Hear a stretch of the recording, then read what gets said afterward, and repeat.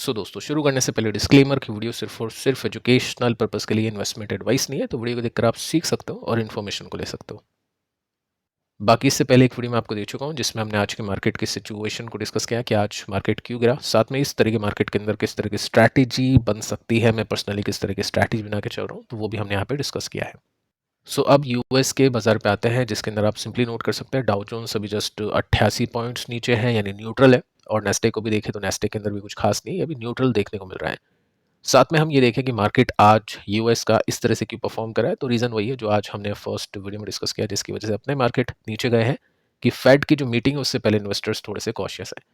लेकिन यूएस के बाजार नहीं गिरे, इंडियन मार्केट नीचे गिरे थे। साथ में एफआईस की एक्टिविटी को देखें तो आज के दिन कुछ खास एफआईस ने नहीं बेचा, इंटरेस्टिंगली जस्ट 655 करोड़ की सेलिंग की है, जबकि कल के दिन हमने देखा यानी 5 तारीख को हमने देखा कि 400-500 करोड़ के आसपास की बिकवाली की थी। आज के दिन 600-700 करोड़ के आसपास की बिकवाली की है। आपको बताइए कि सिचुएशन ऐसी भी होती है कि जब कैश में माल नहीं बेचते एफआईस तो क्या करते हैं, एफएनओ के अंदर माल बेच के चलता है। या जब कैश में मार्केट में अपने को ये देखने को मिलता है कि मार्केट नीचे है, मतलब कैश में यहाँ पे हमने देखा कि एफआईस ने माल बेचा, स्टिल मार्केट ऊपर गया क्योंकि एफएनओ के अंदर बाइंग हो जाती है। फ्यूचर एंड ऑप्शन के अंदर एफआईस को लगता है कि शॉर्ट टर्म में अच्छा करेगा, तो फ्यूचर एंड ऑप्शन में बाइंग होती है। एफआईस ने ज़्यादा कुछ बेचा नहीं, मार्केट नीचे गया, तो हो सकता है एफएनओ में मार्केट में माल बेचा होगा, एफआईस ने पुट बाय की होगी, शॉर्ट किया होगा। वो डेटा अभी तक आया नहीं है, डेटा आएगा तो मैं आपके साथ में उसको शेयर करूंगा। जैसा कि दोस्तों हमने पिछले वीडियो में डिस्कशन किया था कि निफ्टी 50 और जो स्मॉल कैप है उसके बीच में कंपैरिजन किया था। मैंने आपको बताया था कि एक टाइम ऐसा था 17-18 के अंदर, ये वाला टाइम जिसमें ये निफ्टी नेक्स्ट 50 है, तो इसको निफ्टी 50 की तरह भी आप देख सकते हैं, ज़्यादा कुछ खास डिफरेंस नहीं होता है। ठीक कर रहा था निफ्टी 50 और निफ्टी नेक्स्ट 50, जबकि स्मॉल कैप खराब कर रहे थे।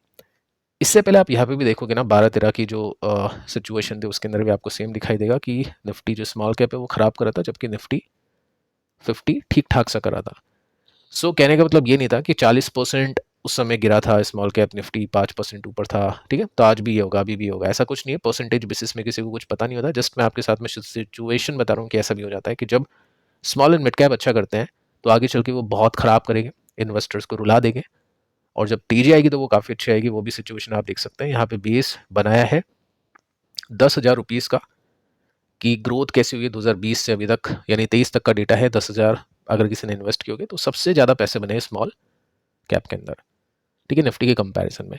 तो दोनों फेजेस होते हैं। अब इसी को रीबैलेंसिंग कहते हैं कि 50-50% दिया, 50% लार्ज कैप में, 50% स्मॉल एंड मिड कैप में। तो जब ये 50% खराब कर रहा है तो जो भी लोग पर मंथ इन्वेस्ट करें वो इस 50% के अंदर करेंगे स्मॉल एंड मिड कैप में। एक टाइम ऐसा होगा जो आप स्क्रीन पे देख रखे हैं जिसमें स्मॉल एंड मिड कैप अच्छा करेगा, लार्ज कैप खराब करेगा, तो फिर आपको लार्ज कैप में पैसे डालना है। ऐसे करके जो वेटेज है वो रीबैलेंसिंग के साथ में बैलेंस होते रहना चाहिए, क्योंकि अगर आप स्मॉल कैप को बहुत ज़्यादा बढ़ा दोगे और उसके बाद में जब पिटाई होगी तो फिर वो पोर्टफोलियो संभलता नहीं है, काफ़ी ज़्यादा नीचे जाता है। एक और इंटरेस्टिंग डेटा आपके साथ में शेयर करना चाहूँगा जिसके अंदर माइक्रो कैप भी आ चुके हैं, और ये आप देख सकते हैं सिचुएशन, माइक्रो कैप कितना खराब कर रहे थे, जबकि निफ्टी 50 और निफ्टी नेक्स्ट 50 ठीक करा था। उसके बाद में जब तेजी बनी माइक्रो कैप के अंदर, तो तेजी आप देख सकते हैं कि कितनी शानदार बनी। उसके बाद में वही हालत वापस से खराब, और निफ्टी 50 और नेक्स्ट 50 ठीक था। फिर रिकवरी के अंदर माइक्रो कैप ने अच्छा किया। ये सब चीज़ें चलेगी मार्केट के अंदर, और कहने का मतलब है कि अभी के समय हम ये मान सकते हैं कि स्मॉल एंड मिड कैप थोड़ा सा वीक परफॉर्म कर सकते हैं लार्ज कैप कंपनीज के कंपैरिजन में। साथ में दोस्तों एक और डेटा मैं आपके साथ में डिस्कस करना चाहूँगा। काफ़ी सारे क्वेश्चन आ रहे थे उस समय जब म्यूचुअल फंड बहुत अच्छा कर रहे थे, पिछले साल की बात कर रहा हूँ, ठीक है, कि इक्विटी को बीट कर दी, मतलब डायरेक्ट पोर्टफोलियोज को बीट कर दिया म्यूचुअल फंड ने। अभी के समय आप देखोगे ना तो म्यूचुअल फंड के आर्टिकल्स कुछ ऐसे देखने को मिलेंगे जिसमें जीरो रिटर्न्स है। 18 म्यूचुअल फंड ने रिटर्न्स नहीं दिए पिछले एक साल के अंदर। ये मेन म्यूचुअल फंड्स है, बड़े बड़े म्यूचुअल फंड्स से जो कैटेगरी में आ जाते हैं, जैसे कोटक स्मॉल कैप काफ़ी ज़्यादा एक्टिव है, काफ़ी लोग इन्वेस्ट करते हैं। साथ में आप देखोगे तो जीरो रिटर्न्स दिए हैं या एक साल में नेगेटिव रिटर्न्स दिए हैं स्मॉल कैप ने, और फ्लेक्सी कैप ने सबसे ख़राब परफॉर्म किया है। लार्ज स्कीम ने भी थोड़ा ख़राब परफॉर्म किया है, और ये मेंशन कर रखा है कि इक्विटी फंड को जज किया जाता है लॉन्गर पीरियड के हिसाब से, ठीक है। मैंने आपको कहा था कि ये टाइम आएगा जिसमें small and mid cap companies के फंड्स नीचे गिरेंगे, इन्वेस्टर्स परेशान होंगे, और वही टाइम होगा इन कंपनीज में, इन फंड्स के अंदर इन्वेस्ट करने का। वो टाइम अभी चल रहा है। अब देखिए मैं आपको कुछ डेटा दिखाता हूँ जिसके अंदर आप देख सकते हैं एक साल का डेटा है, ये small and mid cap funds है। अंडर परफॉर्मेंस चल रहा है, इतने गिर गए उसके बाद में भी तेजी वापस से नीचे, तो इन्वेस्टर्स अभी के समय परेशान है कि पैसा कहाँ पे बनाए। सो इक्विटी में पैसा भी नहीं बन रहा है, इंडेक्स में बन जाएगा, आईपीओस में बन जाएगा, यूएस मार्केट के इंडेक्स में बनेगा, गोल्ड एंड सिल्वर में बन सकता है, बट इक्विटी अभी के समय वीक चल रहा है।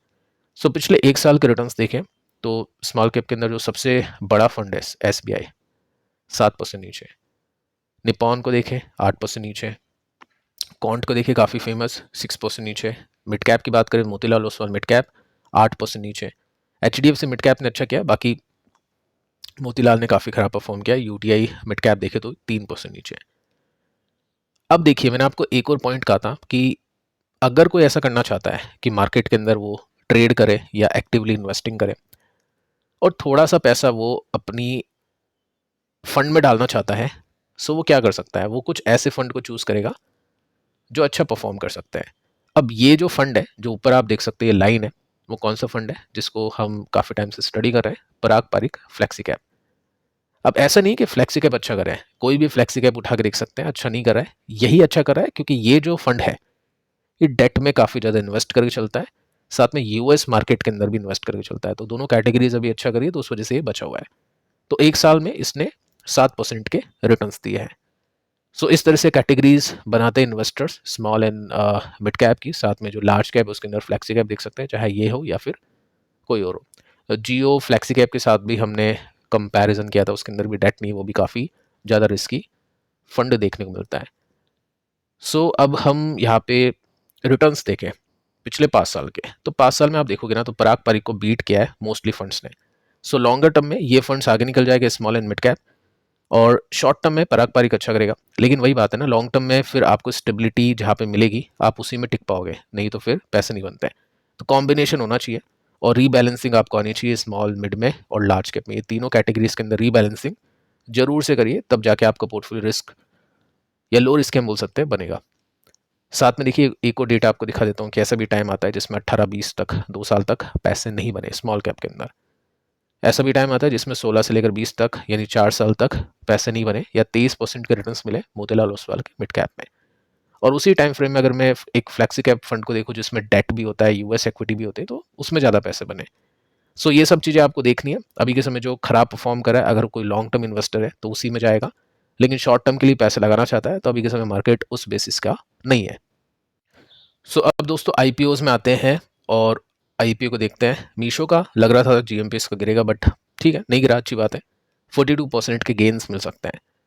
सो कल पता चल जाएगा आपको या आज लेट नाइट को आपको पता चल जाएगा कि आपको मिला या नहीं मिला। केफिनटेक आईपीओ अलॉटमेंट टाइप करोगे आप गूगल पे तो ये वेबसाइट आपको मिलेगी, इसके अंदर आप ये डाउन करोगे तो आपको दिख जाएगी कंपनीज, और यहाँ पे अभी तक मीशो का नाम नहीं है, इसका मतलब अभी स्टेटस नहीं मिला है।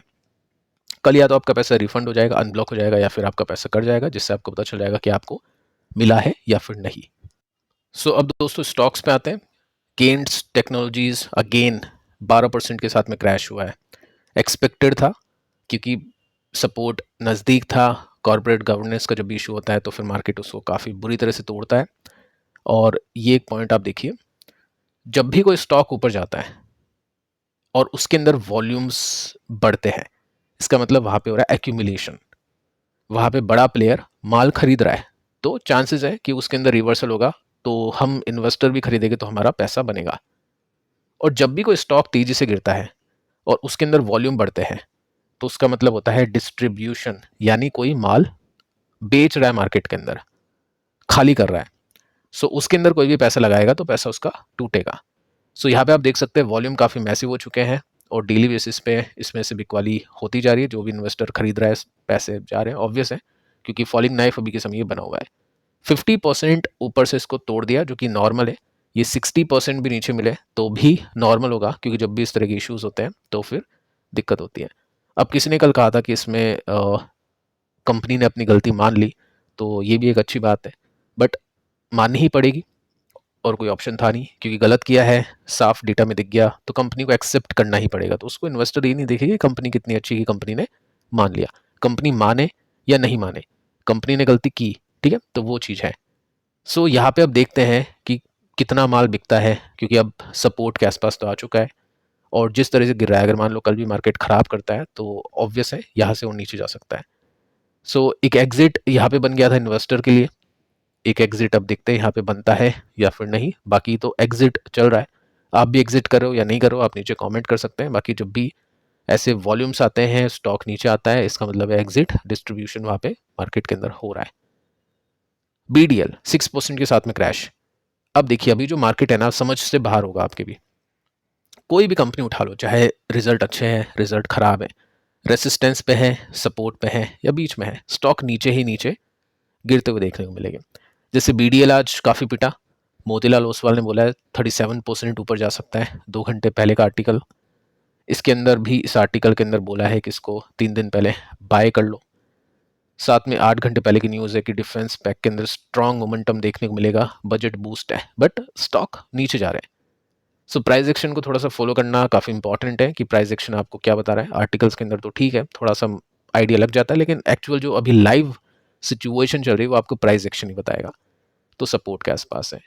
तो जब भी कुछ ऐसा होता है इन्वेस्टर्स कंफ्यूज होते हैं तो ऑब्वियसली वो इंडेक्स को बाय करते हैं, जिसमें डिफेंस इंडेक्स आ जाता है, ETFs भी आ जाता है, तो उसको इन्वेस्टर देखते हैं। साथ में दोस्तों एक और कंपनी के ऊपर डिस्कशन कर लेते हैं। कंपनी का नाम है PG इलेक्ट्रोप्लास्ट। 4% के साथ में स्टॉक क्रैश हुआ। सो एक आर्टिकल पब्लिश हुआ था HDFC स्काई, ये डीमेट अकाउंट की एप्लीकेशन है इसकी, और उसके अंदर इनकरेक्ट क्लेम्स किए थे इसके फाइनेंशियल स्टेटस को लेकर। अब जैसा कि कोटक ने किया है गेन्स को लेकर, वैसे ही HDFC स्काई ने किया था इसको लेकर।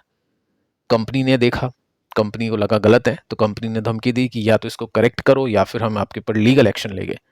सो HDFC रिसर्च ने उस कंट्रोवर्शियल आर्टिकल को हटा दिया। स्टिल कंपनी का स्टॉक नीचे है क्योंकि यहाँ पे चीज़ें खराब हो रखी है। आपको बताइए कि इसके नंबर्स अच्छे नहीं आएंगे, कंपनी ने खुद ने बोला है कई साल लग जाएंगे वापस से हमको यहाँ पर जितनी सेल्स एंड जितना प्रॉफिट था वहाँ तक पहुँचने के लिए। तो स्टॉक को भी कुछ साल लग सकते हैं ऐसा माना जा रहा है। और गाइडेंस अभी तक कंपनी ने इंक्रीज नहीं करी है, तो रिवर्सल अभी तक हुआ नहीं है, इसी रेंज में चल रहा है। रिवर्सल होगा तो देखा जाएगा, बाकी रिवर्सल अभी के समय नहीं है, स्टॉक अपने सपोर्ट के आसपास है। तो इसको हम एक वीक कैटेगरी का स्टॉक बोल सकते हैं क्योंकि ये जो हाइज है ये नीचे इसके शिफ्ट होते हुए देखने को मिल रहे हैं, तो चांसेस हाई है कि यहाँ से हो सकता है अंडर परफॉर्म भी करता हुआ देखने को मिल जाए। सो देखते हैं दोस्तों चीज़ें कब रिवर्स होती है। ऐसा तो है नहीं कि मार्केट गिर रहा है तो हमेशा गिरता रहेगा, एक बॉटम भी होगा कुछ स्टॉक का, कुछ रिवर्सल्स भी वापस देखने को मिलेगा, वापस से हमको कुछ अच्छे स्विंग देखने को मिलेंगे जिसमें 20, 30, 40% के स्विंग मिलने वाले हैं। सो उसके लिए थोड़ा सा वेट एंड वॉच करना पड़ेगा, और जैसे भी चीज़ें चेंज होती है आपके साथ में मैं डेटा के साथ में रखने की कोशिश करूँगा। फिलहाल इस वीडियो में इतना ही, मिलते हैं कल, तब तक के लिए शुभ रात्रि।